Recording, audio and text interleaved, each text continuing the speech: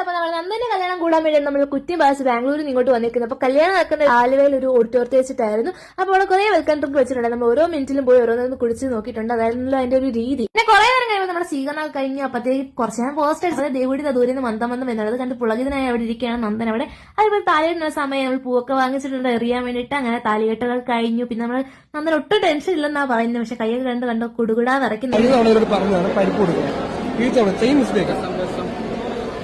ഗോവിന്ദകൃഷ്ണൻ അവിടെ പരിപ്പ് കിട്ടാത്തതിന്റെ വിഷമത്തിരിക്കണം. പക്ഷെ പീലിച്ചാൻ അതൊന്നും വിഷയമല്ല. അങ്ങനെ കല്യാണം കഴിഞ്ഞ് സദ്യ കഴിച്ച് നമ്മൾ നേരെ വീട്ടിലേക്ക് പോകണം. പോകുന്ന വഴിക്ക് നമ്മൾ കുട്ടനാട് ഇറങ്ങി. അവിടെ ഇറങ്ങി നമ്മൾ നാരങ്ങളൊക്കെ കുടിച്ചിട്ടുണ്ട്. ഇനി നേരെ വീട്ടിലേക്കാണ്. വീട്ടിലേക്ക് നമ്മൾ ദേവൂട്ടിനായിട്ട് അകത്തേക്കും കയറുന്നു. ഗോവിന്ദകൃഷ്ണൻ കക്കൂസിലേക്കുള്ള ഓട്ടപ്പായ്ച്ചിലാണ്.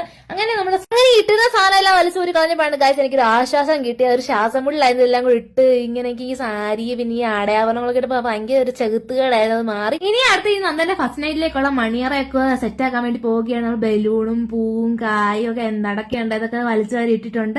ഇനി ഗോവിന്ദകൃഷ്ണന്റെ വക ടിപ്പും പിന്നെ ഒരു ഉമ്മയും ബ്ലെസ്സിങ്സും ഒക്കെ കൊടുത്തിട്ടുണ്ട്. അതായത് നമ്മൾ അവരെ റൂം കാണിച്ച് അവർക്ക് അത് ഇഷ്ടപ്പെട്ടിട്ടുണ്ട്. അപ്പൊ ഇന്നത്തെ വീഡിയോ ഇത്രേ ഉള്ളൂ. Okay bye guys.